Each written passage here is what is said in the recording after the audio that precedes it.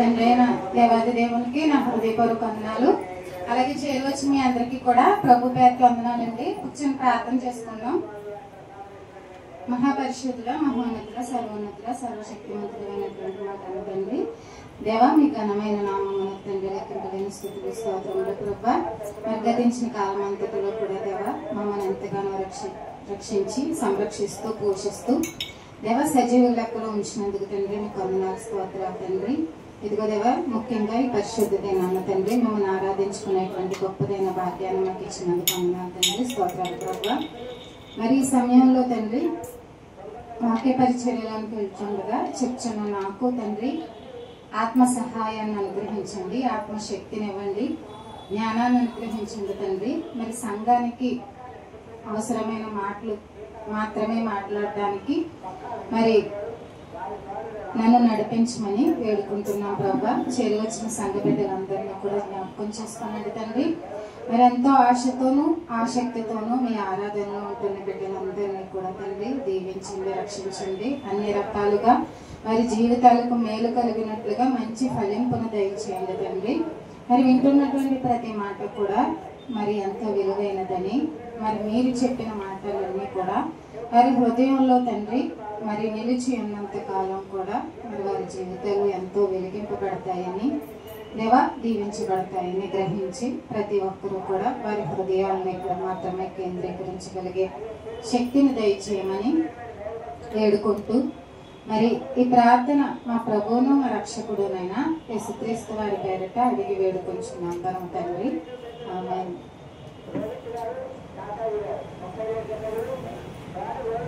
గత వారం ఎక్కడ ఆపాం మనం? సొల్యూషన్ దొరికిందండి ఎవరికైనా? ఏం రాలేదు. చెప్పేవారేమో రారు, ఉన్నవాళ్ళేమో మాట్లాడరు.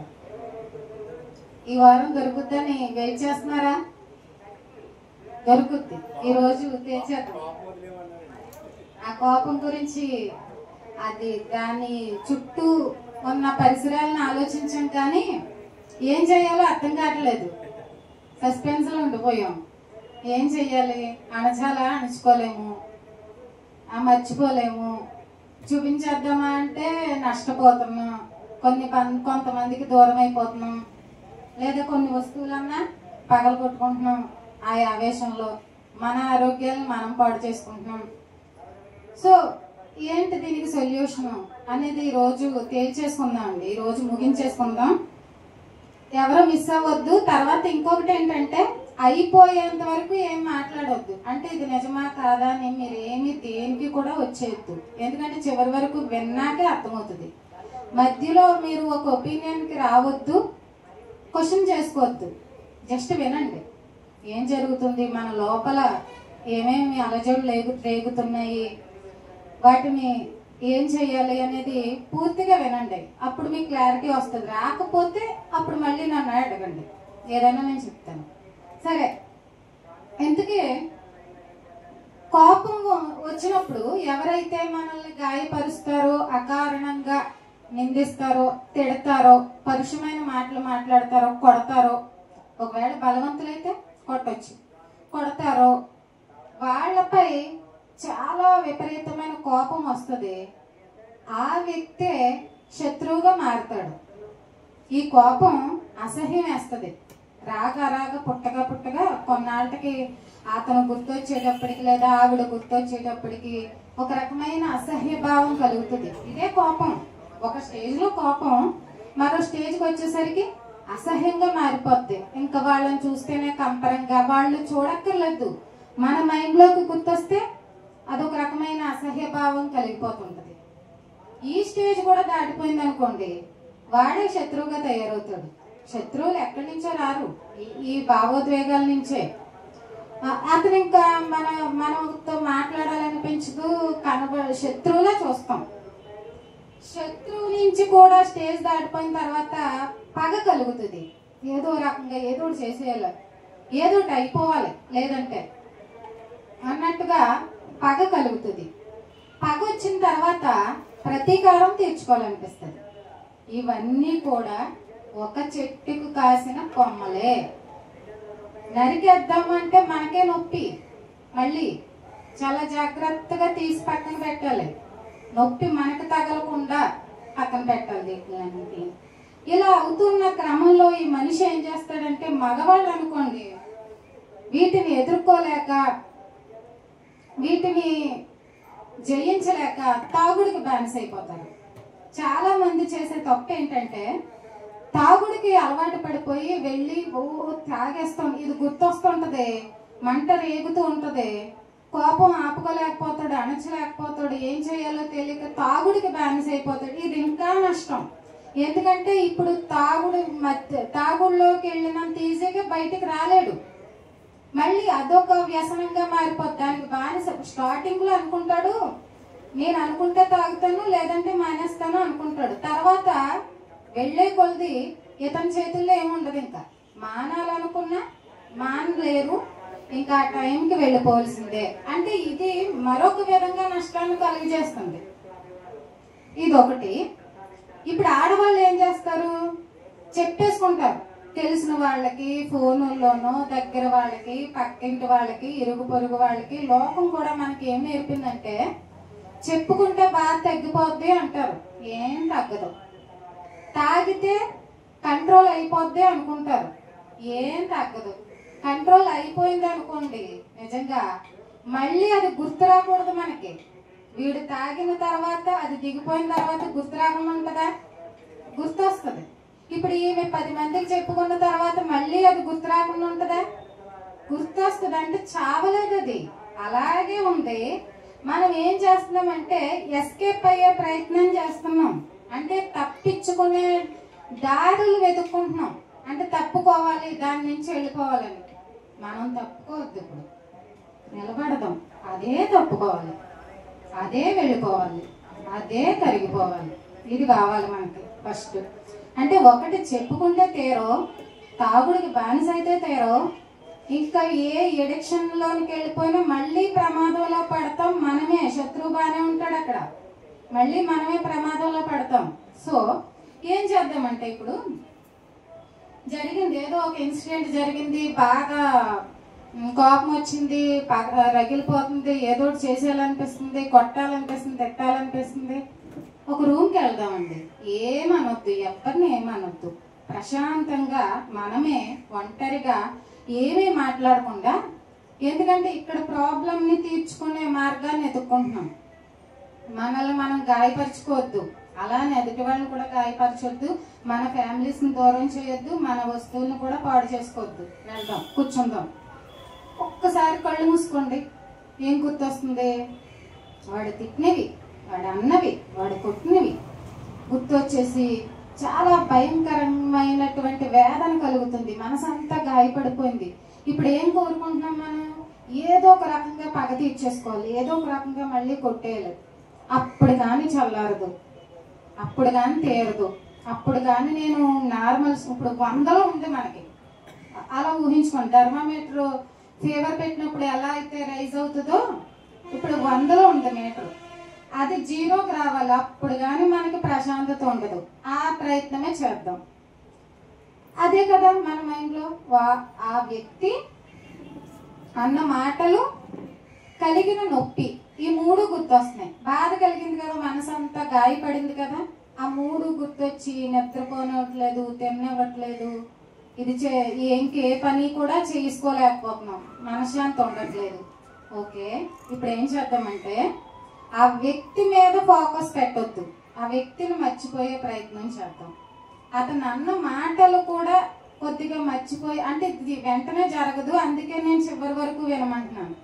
ఈ ప్రాసెస్ నచ్చకపోతే సెకండ్ స్టేజ్కి తీసుకెళ్తాను. అప్పుడు ఆ వ్యక్తి అన్న మాటలు కూడా మర్చిపోయే ప్రయత్నం చేద్దాం. మనకి మెయిన్ ఇప్పుడు కావాల్సింది ఏంటి?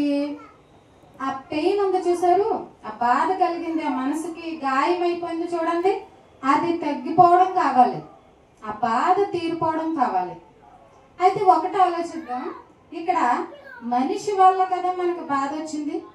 రోడ్డుపై వెళ్తున్నాం, ఏ ముళ్ళు గుచ్చుకుంది, అప్పుడు కూడా బాధ కలిగింది. అప్పుడు మీరు అది ఆ బాధ తగ్గించుకుంటారా, ముళ్ళుని తిడతా కూర్చుంటారా? ముళ్ళుని తిట్టరు, నా బ్యాడ్ లక్, నా దురదృష్టం ఇది. కాబట్టి దీనికి మందు ఏదో వేసుకుంటామని తగ్గించుకునే ప్రయత్నం చేస్తారు. మళ్ళీ వెళ్తున్నారు, ఏదో అనుకోకుండా కొద్దిగా బండి డాష్ ఇచ్చింది, అప్పుడు కూడా దెబ్బ తగిలింది. అప్పుడు మీరు వెంటనే అక్కడ మీకు జరిగిన గాయానికి మందు వేసుకుంటారు తప్పితే ఫస్ట్ అవతల వాడి మీద ఏవో 2 మాటలు అనుకున్నా సరే ఫస్ట్ మీరు మీ గాయాన్ని తగ్గించుకునే విధంగా ఈ రోజు కూడా నా టైం బాగోలేదు, ఎలా జరిగింది ఏంటి అనుకుని మీకోసం మీరు ఆలోచించుకుంటారు. కానీ ఇక్కడికి వచ్చేసరికి ఏంటంటే ఇది వస్తువు కాదు, ఒక ముళ్ళు కాదు, ఒక వస్తువు కాదు డ్యామేజ్ చేసింది, ఒక పర్సన్. కాబట్టే మనం పట్టుకుంటున్నాం. ఇక్కడ ఏమవుతుందంటే మీకు తెలియకుండానే అది పదే పదే గుర్తు చేసుకోవడం వలన మీ ఫోకస్ అంతా మళ్ళీ ఆ వ్యక్తి పైన, అతను అన్న మాటల పైన పెడుతున్నారు. అంటే మీకు తెలియకుండానే మీరు కోపానికి ప్రాణం పోస్తున్నారు, మీ ఫోకస్ అంతా పెడుతున్నారు. ఇలా చేస్తే ఏమవుతుందంటే ఈ సృష్టి నియమం ప్రకారంగా మీకు తెలియకుండా మళ్ళీ అవే కోపం తెప్పించే పనులు, కోపం తెప్పించే మనుషులే మీ జీవితంలో ఎదురవుతారు. ఒక పిల్లోని తీసుకుంటాం, ఫోకస్ అంతా నీ గోల్పై ఉండాలి, నీ లక్ష్యంపై ఉండాలి. నువ్వేం అవ్వాలనుకుంటున్నావో ఈ రోజు నుంచి దాన్ని చూడడం మొదలుపెట్టు. నువ్వు అది అయ్యి తీరాలి అంటే వాడు ఏం చేస్తాడు? ఫోకస్ అతని టార్గెట్ పైన పెడతాడు. ఇప్పుడు మనకు తెలీదు ఇది టార్గెట్ కాదు మనకు నిజానికి, కానీ మర్చిపోలేక పదే పదే మళ్ళీ ఆ వ్యక్తినే గుర్తు చేసుకోవడం, ఆ తిట్లే గుర్తు చేసుకోవడం వల్ల అలాంటి సందర్భాలని మనకు తెలియకుండానే మనం ఆహ్వానిస్తున్నాం. ఈ రోజు ఈడు గాయపరిచాడు, అయిపోయింది, ఇంకొకడు వస్తాడు మళ్ళీ గాయపరుస్తాడు, మళ్ళీ దానికి బాధపడతాం, ఇంకొక ఆమె వస్తుంది మళ్ళీ గాయపరుస్తుంది, మళ్ళీ కోపం వస్తుంది, మళ్ళీ దానికి బాధపడతాం. ఇలాగే లైఫ్ అంతా అయిపోతుంది. అంటే ఈ కోపం పోవట్లేదు, రిపీట్ అయిపోతుంది. మనం ఫోకస్ చేయడం వలన, మనం గురి పెట్టడం వలన. మరి ఏం చేయాలి? మళ్ళీ 100లోనే ఉంది, మీటర్ తగ్గలేదు ఇంకా. మరి ఏం చేయాలి? మళ్ళీ వెళ్దాం, మళ్ళీ అదే రూమ్లోకి వెళ్ళి ప్రశాంతంగా కూర్చొని ఒకసారి కళ్ళు మూసుకుందాం, ఒకసారి కళ్ళు మూసుకుందాం, ఒకసారి కయ్యను దగ్గరికి వెళ్దాం. కయ్యను హేబేలు వాళ్ళ విషయంలో ఏం జరిగింది? కయ్యను హేబేలుని అన్యాయంగా, అసలు ఇతనికి ఏమీ కూడా ఏ అన్యాయము చెయ్యకపోయినా సరే పగపట్టి ప్రతీకారం తీర్చుకున్నాడు హేబేలు. సరే, హేబేలుకి కయ్యను మీద కోపం వస్తుందా రాదా? అనవసరంగా చంపేసింది, కోపం ఎందుకు రాదు? వస్తుంది. కానీ తీర్చుకునే అవకాశం ఉందా? లేదు, చచ్చిపోయాడు. ఇంకా చచ్చిపోయాడు కాబట్టి ఇప్పుడు మనం బతుకున్నాం కాబట్టి రెవెంజ్ తీర్చుకోవాలి, ఏదోటి చెయ్యాలి, ఏ రకంగా ఇది తీర్చుకోవాలి అని అనుకుంటున్నాం. అక్కడ అతనికి అసలు రెవెంజ్ తీర్చుకోవడానికి ఛాన్సే లేదు, చచ్చిపోయాడు. కానీ శిక్ష వచ్చిందా లేదా? కయ్యనికి ఎలా వచ్చింది? ఇవ్వవలసిన వాడు ఇచ్చేశాడు అంటే శిక్ష వచ్చేస్తుంది. ఆయన రక్తం, నీ తమ్ముని రక్తం నాకు మొరపెడుతుంది అంటే బాధపడి ఉంటాడండి ఆయన కూడా. ఈ ఎమోషన్ పోదు కదా మరి ఎవరికైనా. ఆయన కూడా ఇదేంటి, నాకు ఎందుకు ఎంత అన్యాయం జరుగుతుంది అని పడి ఉంటాడు. కానీ తనకు తాను తీర్చుకునేటువంటి అవకాశం లేదు. కాబట్టి ఒక రకంగా ఆ దైవానికి అప్పగించి తను మరణించాడు, కన్ను మూసి చచ్చిపోయాడు. ఇక్కడ ఒక్కసారి మనం రూమ్ లో ఉన్నాం కదా, ఒక్కడమే ఉన్నాం కదా, ఒక్కసారి దీన్ని రివిజన్ చేసుకుందాం. ఇప్పుడు నేను తీర్చుకున్నా తీర్చుకోకపోయినా ప్రతిఫలం వస్తుందా రాదా? వస్తుంది. ఈలోగా నేనేం చేస్తున్నాను? ఏం చెయ్యాలి? ఎలా ఎదుర్కోవాలి? ఎలా డ్యామేజ్ చేయాలి? ఎలా నష్టపోవాలి? వాడు ఎలా పోతాడు? ఎలా చేస్తాడు? ఏం జరుగుతుంది? ఇంతే, కంటికి కన్ను పంటికి పన్ను ఇప్పుడు వర్తించదు. ఇప్పుడు మనం అలా ఎదుర్కోలేము. చెప్తాను మీకు వివరంగా, చివరి వరకు వినండి. ఇది వర్తించదు. ఇప్పుడు ఎలా చేయాలి అని మనం ఇన్వాల్వ్ అయితే అది జరగదు. మనకే నష్టం కోపం వలన మనకే నష్టం చేసుకుంటున్నాం. ఎందుకు? అవతల వాళ్ళ వరకు వెళ్ళట్లేదు, అది నష్టపరచలేము. కానీ ఒక్కటి గుర్తుపెట్టుకోండి, అవతల వాడు చేసే అన్యాయానికి ప్రతిఫలం ఇవ్వవలసిన వాళ్ళు ఇచ్చేస్తారు. మీరు ఇన్వాల్వ్ అవ్వక్కర్లేదు.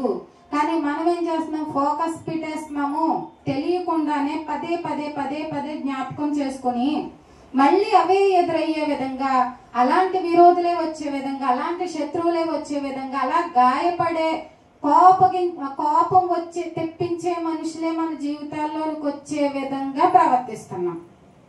అది సృష్టి నియమం కాబట్టి ఆ వాళ్ళనే మళ్ళీ మన జీవితాలకి పరిచయం చేస్తుంది. సో ఇక్కడ మనకు ఒక పాయింట్ దొరికింది, అసలు నేను ఇన్వాల్వ్ అవ్వక్కర్లేదు, వాడికి జరిగే కీడేదో జరిగిపోద్ది. ఇప్పుడు హేబేలు కూడా ఇన్వాల్వ్ అవ్వలేదు, జస్ట్ దేవుడికి ప్రార్థించాడు, చచ్చిపోయాడు. అవ్వాలన్నా అతనికి టైం లేదు, బ్రతికలేడు. ఒకవేళ చెయ్యాలన్నా, ఒకవేళ బ్రతికే ఉంటే చేయగలడా? చేయలేడు. ఎందుకంటే ఒక మాట చదవండి, రోమాపత్రిక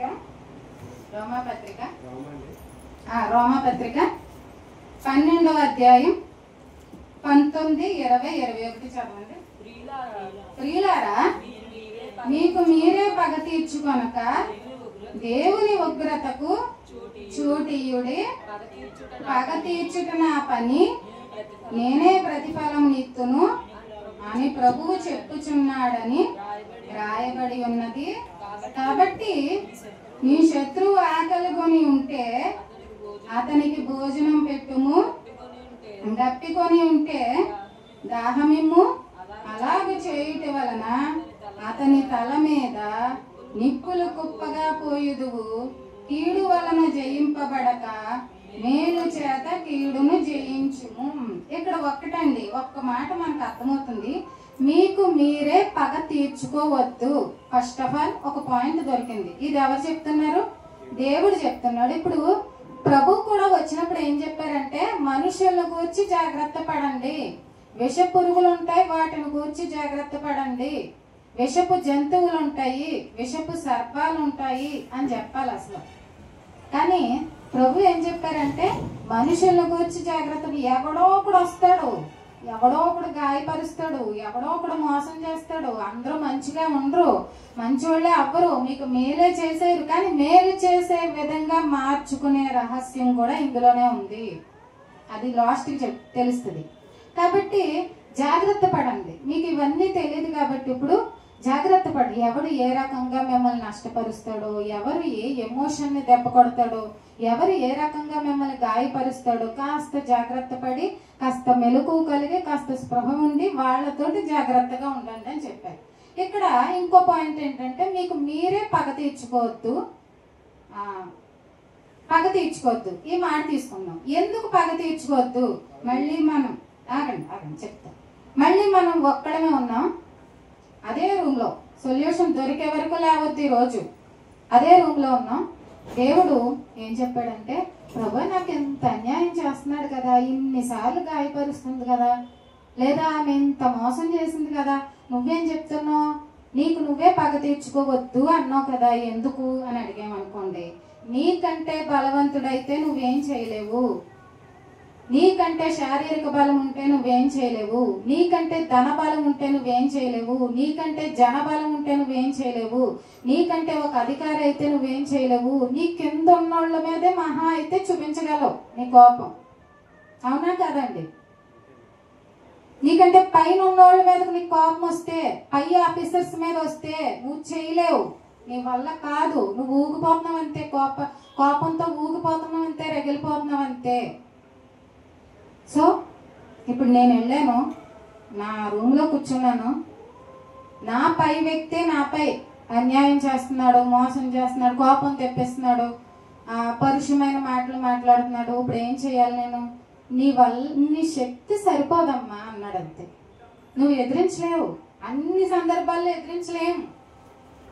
కావాలంటే మీరు జ్ఞాపకం చేసుకోనండి, మీ గత జీవితాలలో ఏం జరిగాయో.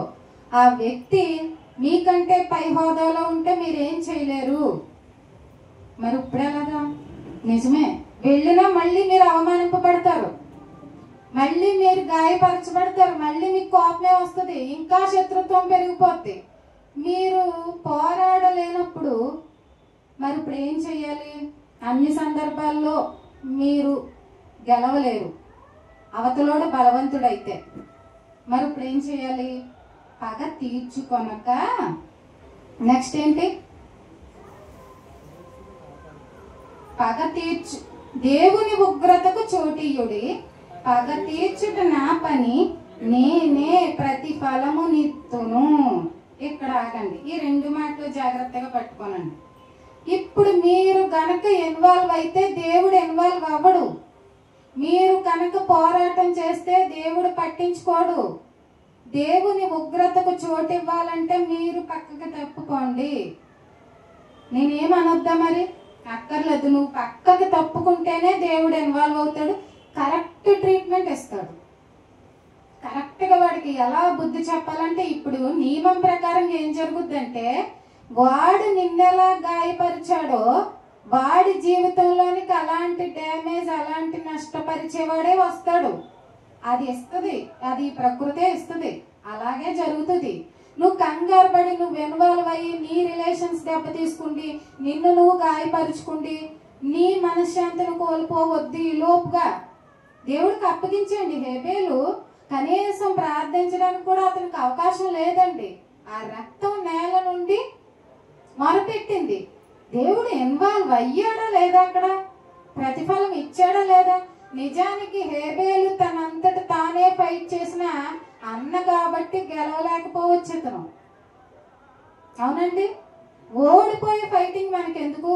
మనకి గెలిచే ఫైటింగ్, అవతలోడు పోవాలనేది మనకు అనవసరం. అంటే వాడు కీడే చేశాడు. మెయిన్ పాయింట్ ఏంటంటే, మనం సేఫ్టీగా ఉండాలి, మన ఫ్యామిలీ సేఫ్టీగా ఉండాలి, మన వస్తువులు సేఫ్టీగా ఉండాలి, మన ఆరోగ్యం పాడవకూడదు ఇక్కడ. సో ఆడు పోతాడా లేదా అనేది సెకండరీ. ఫస్ట్ మెయిన్ థింగ్ ఏంటంటే, మనకి మనం ఇంపార్టెంట్, మనకి మనం ఎక్కువ, మనకి మన ఫ్యామిలీ రిలేషన్స్ ఎక్కువ, వీటిని కాపాడుకోవాలి. సో ఇక్కడ దేవుడు ఏం చెప్తున్నాడు? ఒక పెద్ద స్టేట్మెంట్ ఇచ్చారంటే పాటించి తీరాలంతే. నువ్వు డైరెక్ట్గా వెళ్ళి, ఇప్పుడు ఇశ్రాయేల్ ప్రజలు ఉన్నారండి, అక్కడ మిద్యానీయులు ఉన్నారు, అమాలేకీయులు ఉన్నారు, ఫిలిస్తీన్లు ఉన్నారు, వాళ్ళందరితోటి యుద్ధం చేయలేరు అసలు. వీళ్ళ బలగం, వీళ్ళ సైన్యం తక్కువ. అప్పుడేమన్నాడు? యుద్ధం మీది కాదు, మీరు వెళ్ళండి, మీ తరపున నేను పోరాడుతాను. ఇప్పుడు దేవుడు ఇన్వాల్వ్ అయితేనే కదా వీళ్ళు గెలిచారు. ఇక్కడ కూడా పగ తీర్చుకొనుట నీ పని కాదు, నువ్వు వెళ్ళినా గెలవలేవు, నీ శక్తి సరిపోదు, నువ్వు ఇంకా అవమాన పాలవుతావు, నువ్వు ఇంకా నవ్వుల పాలవుతావు, నీకు ఇంకా నష్టపరుస్తాడు వాడు. మూర్ఖుడు, క్రూరుడు. సో నిన్ను అర్థం చేసుకోవడం, మళ్ళీ నిన్ను అవమానిస్తాడు. ఇప్పుడు ఏం చేస్తావు?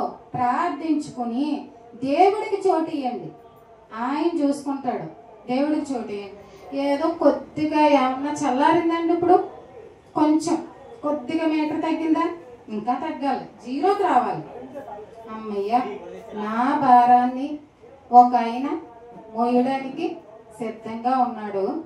నాకు నేను కరెక్ట్ సొల్యూషన్ ఇవ్వలేను, ఆయన అయితే ఇవ్వగలడు. ఆయన అందరికంటే బలవంతుడు, శక్తివంతుడు కాబట్టి ఇవ్వగలడు. అమ్మయ్య, కొద్దిగా ఎక్కడో చిన్న రిలీఫ్ దొరికింది కదా, ఇంకా దొరకాలి, ఎదుగుదాం. తర్వాత ఎఫ్సి పత్రిక 4:31-32.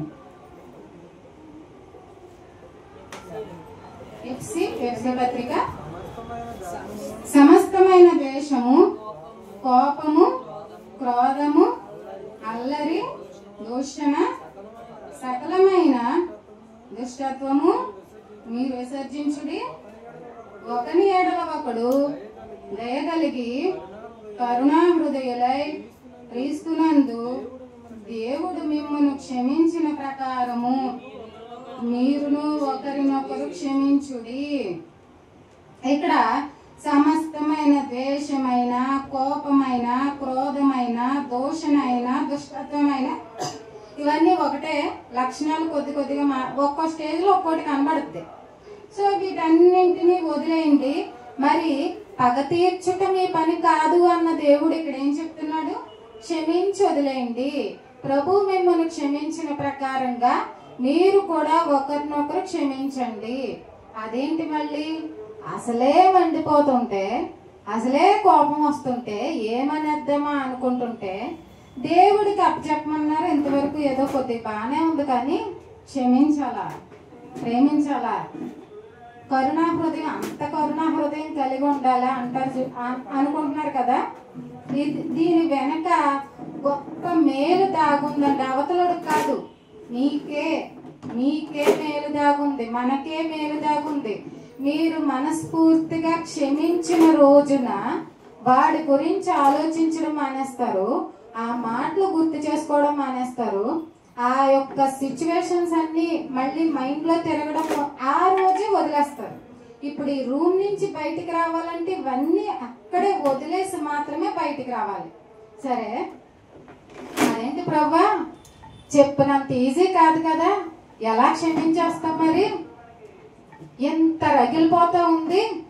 నీకు అప్పగించమన్నా సరే, నువ్వేదో ఒక రకంగా ఏదో ఒక టైంలో వాడికి బుద్ధి చెప్తావు. సరే, క్షమించమంటే మీ ఇంట్లోకి తీసుకెళ్ళి పెట్టుకోమని కాదు, వదిలేండి అక్కడే అని. సో దీనివల్ల మనకు ఉపయోగం ఏంటి? దీనివల్ల ఉపయోగం ఏంటో వాక్యం ద్వారానే తెలుసుకుందాం. మత్తయి సువార్త, క్షమించాలి. ఇప్పుడు ఈ రెండో స్టెప్ కూడా తీసుకుంటేనే మనకి దానివల్ల వచ్చే ప్రాబ్లం సాల్వ్ అవుతుంది. ఇది ఎలా తీసుకోవాలి? ఇప్పుడు అన్నంత ఈజీ కాదు, కష్టమే. కానీ అర్థమైతే క్షమించడమే బెటర్ అనిపిస్తుంది. చూద్దాం. 18:23 నుంచి చదవండి. 23 నుంచి. కావున పరలోక రాజ్యము తన దాసుల యొద్ద లెక్క చూచుకొని కోరిన ఒక రాజును పోలి ఉన్నది. అతడు లెక్క చూచుకొని మొదలు పెట్టినప్పుడు అతనికి 10,000 తలాంతులు అచ్చి ఉన్న ఒకడు అతని యొద్దకు తేబడెను. అప్పు తీర్చుటకు వాని యొద్ద ఏమీ లేనందున వాని యజమానుడు వానిని, వాని భార్యను, పిల్లలను, వానికి కలిగినది యావత్తును అమ్మి అప్పు తీర్చవలెనని ఆజ్ఞాపించెను. కాబట్టి ఆ దాసుడు అతని ఎదుట సాగిలపడి మొక్కి, నా ఎడల ఓర్చుకొనుము, నీకు అంతయు చెల్లింతునని చెప్పగా ఆ దాసుని యజమానుడు కనికరపడి వానిని విడిచిపెట్టి వాని అప్పు క్షమించెను.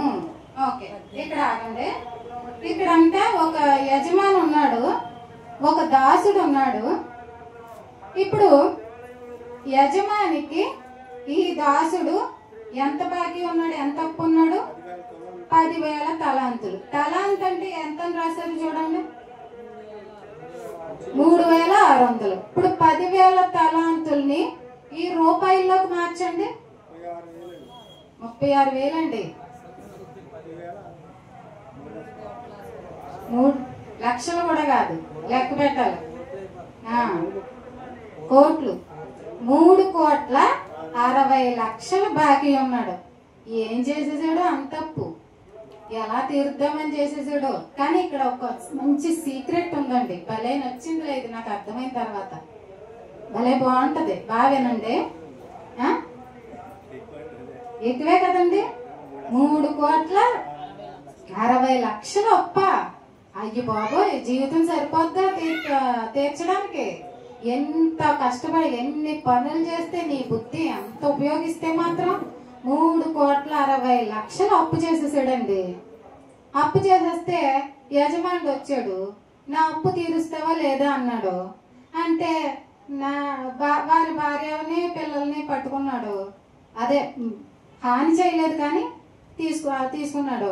చెరసాల్లో వేయండి, ఇతను అప్పు కట్టలేదు అన్నాడు. ఏదో ఈ దాసుడు బతిమాలుకుంటున్నాడు, అయ్యి బాబు నా వల్ల కాదు, నేను అంత కట్టలేను, నన్ను క్షమించవా, ఇంకెప్పుడు చేయను, నన్ను క్షమించు అని బ్రతిమలాడుకుంటున్నాడు. ఇప్పుడు యజమాని కనికరపడ్డాడు. కనికరపడి ఏం చేశాడు? వదిలేశాడు. ఏంటి 3,60,00,000 అప్పుని రద్దు చేసేయగలిగాడంటే యజమానికి ఎంత మంచి మనసు ఉంటే తీరుస్తాడు, అంత రద్దు చేస్తాడు. కొట్టేశాడు. ఇప్పుడు ఈ మనిషి ఎంత ఫ్రీ అయిపోతాడు? ఎగిరి గంతేడు. ఇప్పుడు ఆనందం కదా, అమ్మయ్య. గుండెలపై ఎంతో పెద్ద పెద్ద భారం ఉంది ఇప్పటి వరకు. అతను చెరసాల్లో వేస్తాడేమో, ఏ శిక్షలు విధిస్తాడేమో, నన్ను ఎన్ని బాధలు పెడతాడో, ఎన్ని హింసలు పెడతాడో అనుకున్నాను. నాతో పాటు నా భార్య పిల్లలను కూడా ఎంత టార్చర్ పెడతాడో, ఏమి వెట్టి చాకరీ చేస్తాడో అని అనుకున్నాను. కానీ కనికర పడ్డాడులే, జాలి పడ్డాడులే, వదిలేసాడులే అని బయటకు వచ్చిన తర్వాత హ్యాపీగా, సంతోషంగా, ఎంతో ఫ్రీగా గాల్లో తేలిపోతున్నట్టుగా ఉంటుంది. నీకు దొరికిందా క్షమాపణ? నీకు దొరికింది కదా. ఇప్పుడు నువ్వు బయటకు వచ్చావు కదా. నెక్స్ట్ చూడండి ఏం జరిగిందో. అయితే ఆ దాసుడు బయటకు వెళ్ళి తనకు 100 దేనారములు అచ్చి ఉన్న తన తోడి దాసులలో ఒకరిని చూచి వాని గొంతు పట్టుకొని, నీవు వచ్చి ఉన్నది చెల్లింపుమనెను. అందుకు వాని తోడి దాసుడు సాగిలపడి, నా ఎడల ఓర్చుకొను, నీకు చెల్లించెదనని వానిని వేడుకొనెను. గాని వాడు ఒప్పుకొనక అచ్చి ఉన్నది చెల్లించు వరకు వానిని చెరసాలలో వేయించింది. ఇక్కడ ఇతనంట ఈ రుణమాఫీ చేశాడు కదా యజమానుడు. ఈ దాసుడు ఇప్పుడు బయటకు వచ్చేసాడు, చాలా సంతోషంగా వచ్చేసాడు. ఇతనికి ఇంకొకడు అప్పు ఉన్నారంట. అదెంత? 100 దేనారాలు. దేనారం అంటే ఎంత చూడండి, కింద ₹1. 100 దేనారాలు అంటే ₹50. ఇప్పుడు ఇతనికి ఇంకొక దాసుడు ఎంత అప్పు ఉన్నాడు? ₹50. ఏంటి ₹50 వదలలేడా? ఇతనికి ఎంత వదిలిపోయింది? మరి మనిషి బుద్ధి ఎలాగే ఉంటది. 10 కోట్ల, 3 కోట్లు ఇంకేం వచ్చిందా? ఓకే, 10,000 తలాంతులు కదా. 10 కాదు అక్కడ,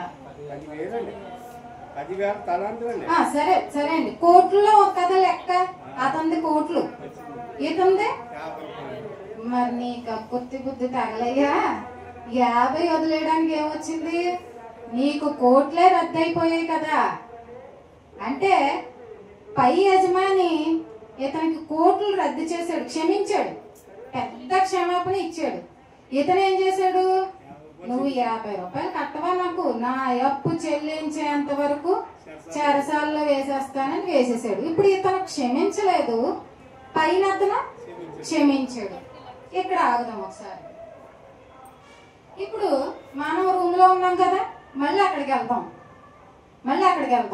అక్కడికి వెళ్ళి ఒకసారి మళ్ళీ ఇక్కడ జరిగిన స్టోరీని అంతా రిపీట్ చేసుకుందాం. ఒక యజమానుడు ఉన్నాడు, దాసుడికేమో 3 కోట్ల అప్పు రుణం రద్దు చేసేసాడు. అతనికేమో ₹50 ఉన్న అతన్ని చెరసాల్లో వేసేసాడు. ఇదేంటి ఎలా జరిగింది? ఇతను క్షమించాడు, పెద్ద అప్పు అయినా సరే అతను క్షమించాడు, చిన్నది కూడా ఇతను క్షమించలేకపోయాడు. ఇలా జరిగింది అని ఒక్కసారి మీరు రిపీట్ చేసుకోండి. ఒకసారి రిపీట్ చేసుకున్నారు కదా. క్షమిస్తే ఏమవుతుంది, క్షమించకపోతే ఏమవుతుంది, చెరసాలలో వేసాడు కదా, వేస్తే ఏమవుతుంది, ఒకసారి అక్కడ వరకు గుర్తు చేసుకుని మళ్ళీ ఏం జరిగిందో ఒకసారి చదువుతా కొద్దాం. మళ్ళీ తర్వాత ఒకసారి మళ్ళీ చదువుదాం. చెరసాలలో వేశాక కాగా వాని తోడి దాసులు జరిగినది చూచి మిక్కిలి దుఃఖపడి వచ్చి జరిగినదంతయు తన యజమానునికి వివరముగా తెలిపిరి. అప్పుడు వాని యజమానుడు వానిని పిలిపించి, చెడ్డదాసుడా, నీవు నన్ను వేడుకొంటివి గనుక నీ అప్పంతయు క్షమించితివి. నేను నిన్ను కరుణించిన ప్రకారము నీవును నీ తోడు దాసుని కరుణింపవలసి ఉండెను కదా అని వానితో చెప్పాను. అందుచేత వాని యజమానుడు కోపడి తనకు వచ్చి ఉన్నదంతయు చెల్లించు వరకు బాధపరిచి వారికి వానిని అప్పగించెను. నీలో ప్రతివాడును తన సహోదరుని హృదయపూర్వకంగా క్షమింపని ఎడల నా పరలోకపు తండ్రియు ఆ ప్రకారమే నీ ఎడల చేయుననెను. ఎస్, దొరికిందా ఆన్సర్? ఇప్పుడు వెళ్దాం. మళ్ళీ దీన్ని గుర్తు చేసుకుని చదివేశాం కదా, దీన్ని అంతా కూడా ఒకసారి గుర్తు చేసుకుని అదే రూమ్లోకి వెళ్దాం. మళ్ళీ ఇప్పుడు ఏమైందంటే, తీరిపోయింది, రద్దు చేసేసాడు అన్న అప్పు మళ్ళీ వచ్చిందా లేదా?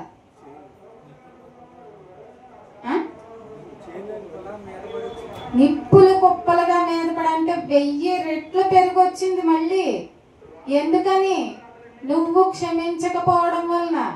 ఇప్పుడు నీకు కోట్ల అప్పు తీరిపోయినప్పుడు 50 రూపాయల వాడిని పట్టుకుని చెరసాల్లో వేసేసి నువ్వు క్షమించలేదు. అప్పుడు మళ్ళీ ఏమైంది? నీకు ఎంత పెద్ద అప్పు క్షమించాను కదా, నీ తోడి దాసుని ఎందుకు క్షమించలేదు? నీకు క్షమాపణ ఇవ్వడానికి నువ్వు అర్హుడివి కాదు, వీడిపై ఆ అప్పు వెయ్యండి మళ్ళీ అని చెరసాల్లో వేసి. అంటే రద్దయిపోయిన అప్పు మళ్ళీ ఏమొచ్చింది? అమలులోకి వచ్చింది ఇప్పుడు. అంటే మనకి ఇక్కడ ఏం అర్థం కావాలంటే, నీకు కోపం తెప్పించి ఎవరైతే నీకు శత్రువుగా మారాడో వాడిని మనస్ఫూర్తిగా అక్కడే క్షమించి, అక్కడే కోపాన్ని విడిచిపెట్టి, అక్కడే పగని విడిచిపెట్టి బయటికి రా. నీకు ఇది వరకు కానీ, గతంలో కానీ, లేదా భవిష్యత్తులో కానీ నీ వలన నీ వలన ఏవైతే పొరపాట్లు, తప్పులు, నేరాలు జరిగాయో అవన్నీ రద్దు చేయబడతాయి. ఏ తప్పు ఏ పొరపాటు లేదు అంటారా? జరిగే ఉంటుందండి ఎప్పుడొకప్పుడు, ఏదో ఒక టైంలో సరైన అవగాహన లేనప్పుడు, మన అజ్ఞానం వలన ఎవరినో ఒకరిని గాయపరిచే ఉంటారు, ఎవరి పట్ల మోసం చేసే ఉంటారు, ఎవరి పట్ల తప్పుగా ప్రవర్తించే ఉంటారు. అవన్నీ క్లియర్ అయిపోవాలంటే నీ శత్రువుని నువ్వు క్షమించేసి బయటకు వచ్చేయి. ఇప్పుడు నీకు బ్లాక్స్ ఏమీ లేవు, నీకు ఆటంకాలు ఏమీ లేవు, నువ్వు వెళ్ళిన పని అంతా సక్సెస్ఫుల్ గా చేసి రాగలవు. నీకు మనుషులందరూ అనుకూలంగా పనిచేస్తారు, నీకు ప్రకృతి సహాయం చేస్తుంది. అసలు వెళ్ళిన వెంటనే నీకు ద్వారాలు తెరుచుకున్నట్లుగా నీ పని అనుకోకుండా ఆశ్చర్యపడే విధంగా అద్భుతంగా పూర్తయిపోద్ది. నువ్వు అనుకున్న దానికంటే రెట్టింపు ఫలితాన్ని నువ్వు పొందుకుంటావు. ఎప్పుడు? క్షమించి వదిలేసినప్పుడు. క్షమాపణ అనే ఇప్పుడు క్షమించను. కొంతమంది ఎలా అంటారు, నేను క్షమాపణ ఇవ్వను అంటే నీ అకౌంట్ లో క్షమాపణ అనేదే లేదు. సో నీ పాపాలకు శిక్ష అలాగే ఉంటది. నువ్వు ఒకవేళ 1000 రూపాయలు ఎవరినన్నా మోసం చేసావనుకోండి, గతంలో ఎప్పుడైనా రెట్టింపు నీ దగ్గర వసూలు చేసేంత వరకు వదలదు ఆ శిక్ష. ఆ శత్రువు నీ జీవితంలోనికి ఎప్పుడోకప్పుడు వచ్చేస్తాడు, ఖచ్చితంగా పట్టుకెళ్ళిపోతాడు. నీ దగ్గర ఉండవు. ఏంటి, ఎంత తెచ్చినా నిలబడట్లేదు, ఎంత తెచ్చినా మిగలట్లేదు, కనీసం హాస్పిటల్ కన్నా పే చేసేస్తారు మీరు. నిజమండి ఇది, నన్ను తిట్టుకున్నా సరే నిజమే ఇది. మీరు వడ్డీతో సహా కట్టవలసిందే. ఎందుకంటే మీ అకౌంట్ లో ఇప్పుడు మీ అకౌంట్ లో ఉన్నప్పుడల్లా 1000 రూపాయలు 1000 రూపాయలు 1000 రూపాయలు వేసుకుంటున్నారు. మీ అవసరాలు తీరుస్తుందా లేదా? అది మీ అకౌంట్ లో ఇప్పుడు అసలు మీరు ఎవరిని క్షమించే క్షమాపణ అనే గుణమే లేదు నాకు. ఆత్మఫలాల్లో ఒకటది, అందుకనే క్షమించమని చెప్పారు. క్షమాపణ అనే గుణమే లేదు. నేను క్షమాపణ ఇవ్వనంటే మీకు దక్కదది.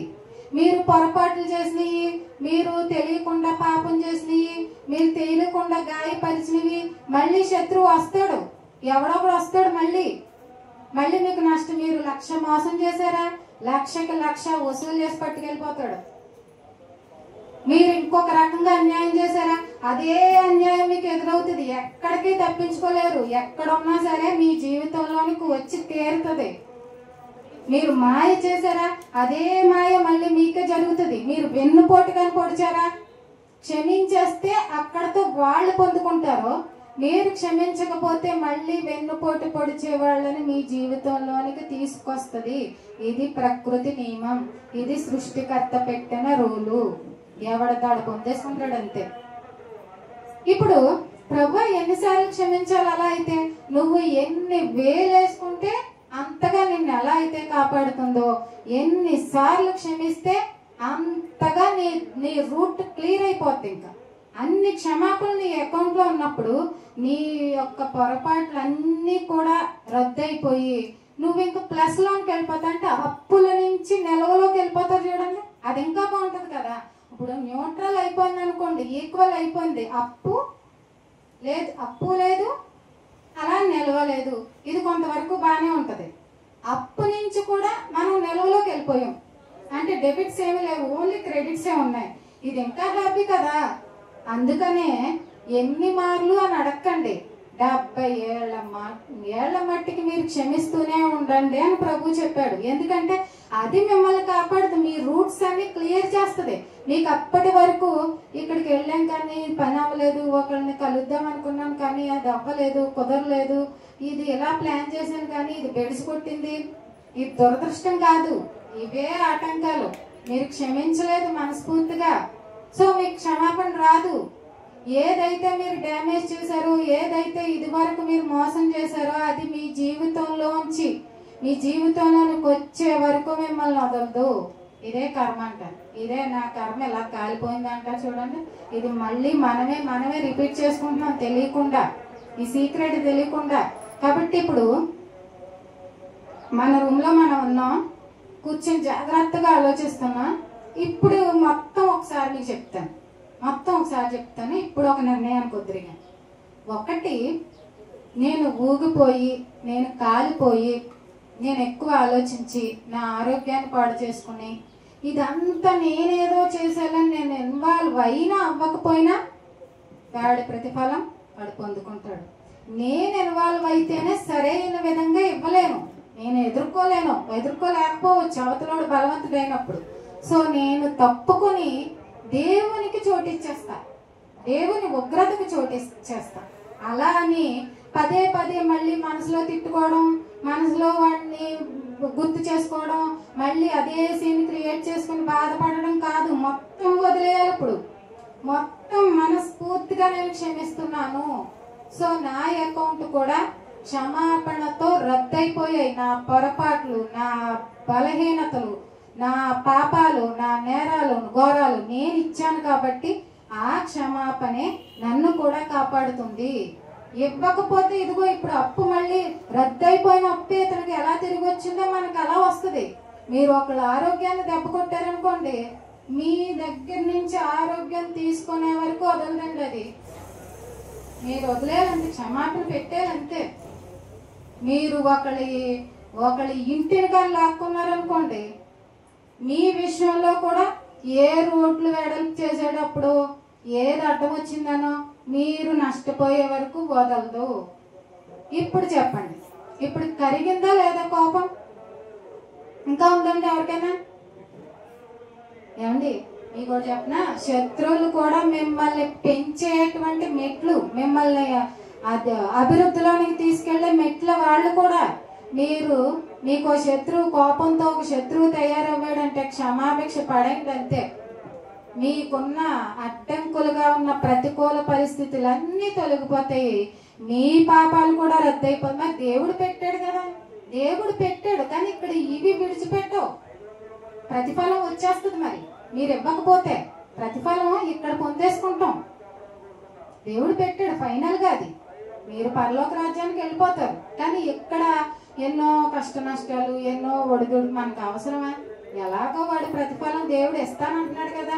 సృష్టి నియమం ప్రకారంగా వాడు చేసిన దానికి మీరు కీడు చేసి జయించలేరు, మేలు చేత జయించాలి. ఆ మాటను పట్టుకోండి, మేలు చేసి జయించాలి. ఓకే, ఇక్కడతో, ఈ రోజుతో, ఈ క్షణంతో అతని ఆలోచన, అతని మాటలు లేదా ఆమె తలంపులు, వీటన్నిటిని, ఆ సన్నివేశాలు, వీటన్నిటిని విడిచిపెడుతున్నాను. మనస్ఫూర్తిగా క్షమిస్తున్నాను. ఇప్పుడు నా రూట్ నేను క్లియర్ చేసుకున్నాను. నా అకౌంట్ లో క్షమాపణ పడింది, ఇంకొకరిని క్షమించారు, మళ్ళీ క్షమాపణ పడింది, ఇంకొకరిని మీరు క్షమించే కొలది ఎదిగిపోతారు, మీ పనులు త్వరగా అయిపోతాయి. ఇక నుంచి మీ జీవితంలోనికి అనుకోకుండా కొంతమంది వ్యక్తులు పరిచయం అవుతారు, మేలు చేసిపోతారు. వీళ్ళు కీడు చేసేవాళ్ళు కాదు. అప్పటి వరకు మీకు వెన్నుపోటు పొడిచిన వాళ్ళు, మిమ్మల్ని దోచుకున్నోళ్ళు, మిమ్మల్ని మోసం చేసిన వాళ్ళు, ఇవే కదా జరిగాయి. వీటి నుంచి ఎప్పుడైతే మీరు నిలవలోకి వచ్చారో, అంటే క్షమాభిక్ష పెట్టి క్షమాపణ అనే దాంట్లో నిలవలోకి వచ్చారో, అనుకోకుండా కొత్త పరిచయాలు, కొత్త వ్యక్తులు ఎదురవుతారు, మీకు అనుకూలంగా మారుతారు, కొత్త కొత్త ఐడియాలు ఇస్తారు, మిమ్మల్ని అభివృద్ధిలోనికి నడిపిస్తారు. అసలు ఎలా వచ్చారు అబ్బాయిలు, ఎంత మంచిగా, ఎంత మంచోళ్ళు ఎలా వచ్చారు, ఎంత గొప్పగా నాకు మంచి ఐడియా ఇచ్చారు, లేదా మంచి రూట్ చూపించిపోయారు అనుకుంటారు. మీరు క్షమాభిక్ష పెట్టడం వల్లే అదంతా. ఇప్పుడు ఇంకా అసలు కోప్పడే పనే లేదు. మిమ్మల్ని గాయపరిచేవారు రారు ఇప్పుడు, మిమ్మల్ని మోసం చేసేవారు రారు ఇప్పుడు, మిమ్మల్ని హింస పెట్టేవారు రారు. కష్టమైన కొంచెం మనసుకి మళ్ళీ మళ్ళీ వింటూ, ధ్యానం చేసుకుంటూ, కొద్దిగా దీన్ని అభ్యాసం చేసుకుంటూ, కష్టం అనిపించిన మొదట్లో మనసు ఒప్పుకోకపోయినా మనస్ఫూర్తిగా క్షమించేయండి. మీ అకౌంట్లో డబ్బు నిల్వ చేసుకున్నట్టు చేసుకుంటున్నారు. ఇప్పుడు ఎన్ని మార్లు ప్రభువాని పేతురు అడిగారు, ఎంత క్షమిస్తే అంత మంచిది, మీ రూట్ క్లియర్ అయిపోతుంది, మీ పనులు తొందరతో మీరు అభివృద్ధిలోనికి వెళ్ళిపోతారు, మీరు ఆశీర్వాదకరమైన స్థితిలోనికి వెళ్తారు. అప్పటి వరకు అవి ఆపాయి. మీ క్షమాభిక్ష ఎప్పుడైతే పెట్టలేదో మీకు అడ్డంకులుగా ఆపాయి, మీ పనులు జరగవు, అనుకున్న వ్యక్తులు కలవరు, మళ్ళీ దాడి చేసేవాళ్ళు, మళ్ళీ కీడు చేసేవాళ్ళు ఎదురవుతారు. ఇది ఎందుకు అంటే ఇదిగో ఈ బ్లాకేజ్ అడ్డంకంగా ఉంది. సో క్షమించేద్దామా, మరి ఇంకా కోప్పడదామా? కోప్పడి మనం హాని చేసుకోవడం బెటర్ అంటారా? అదేదో మనం పక్కకు తప్పుకొని ఆయనకు చోటిచ్చి క్షమాపణ పెట్టేసి ఆ రోజుతో వాళ్ళ ఆలోచన, వాళ్ళ మాటలు, వాళ్ళ గురించి తలంపులోని కూడా రానివ్వద్దు. మనకెందుకు, ఇంకా వాడు పోతాడో ఏం చేస్తాడో, వాడు అన్యాయం వాడు పొందుకుంటాడులేండి. మనం బాగుంటాం కదా, ఇప్పుడు మన పనులు నెరవేరుతాయి, మంచోళ్ళు వస్తారు కదా మన జీవితంలోనికి, ఇప్పుడు మేలు చేసే వాళ్ళు వస్తారు కదా. ఎందుకంటే నేను వాడికి ఏ కీడు చేయలేదు, మేలే చేశాను, క్షమించి వదిలేశాను. సో ఇప్పుడు నన్ను బాగు చేసే వాళ్ళు వస్తారు, నన్ను నా అభివృద్ధి కోరుకునే వాళ్ళు వస్తారు, నన్ను ఇంకా మంచి స్థితిలోకి నడిపించే వాళ్ళు వస్తారు. ఇది యాదృచ్ఛికం కాదు, క్రియా ఫలితాలు ఇవన్నీ. మీరు క్షమించగలిగిన రోజున మీరు ఉన్నతమైన స్థితికి తీసుకెళ్లే సంఘటనలు, ఆ పరిస్థితులు, ఆ మనుషులు, అవన్నీ కూడా మన జీవితాల్లోనికి వస్తాయి. క్రమక్రమంగా అసలు కోపము ఉండదు, ద్వేషము ఉండదు. ఒకవేళ ఇప్పుడు వీరిని తెలిసాయనుకోండి, ఒకవేళ ఎవరైనా అనవసరంగా నోరు పారేసుకున్నా మనం పెద్ద రెచ్చిపోము. ఇప్పుడు అంటే మనకు ఇప్పుడు అర్థమైంది, మెలకువ అర్థమైంది. ఓహో, నాలో ఇప్పుడు కోపం అనే వేరు చిగురించడానికి వీల్లేదు, క్షమాపణ అనే వేరుని పెంచుకోవాలి, దీన్ని ఆ రకంగా డైవర్ట్ చేసుకోవాలి, మార్చుకోవాలి. ఈ క్షమాపణ వలన ఇన్ని ఫలితాలు ఉన్నాయి. పెట్టకపోతే నువ్వు చేసినటువంటి నష్టానికి శిక్ష అలాగే ఎదురు చూస్తుంది, ఏదో టైంలో వచ్చేస్తుంది.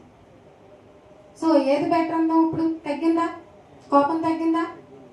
సాటిస్ఫై అయ్యారా?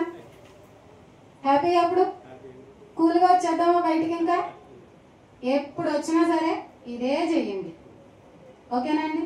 సో టైం అవుతుంది, వేరే ప్రోగ్రామ్ ఉంది కాబట్టి ఇంకెక్కువ మాట్లాడను. అయినా చెప్పవలసింది చెప్పేసానులేండి.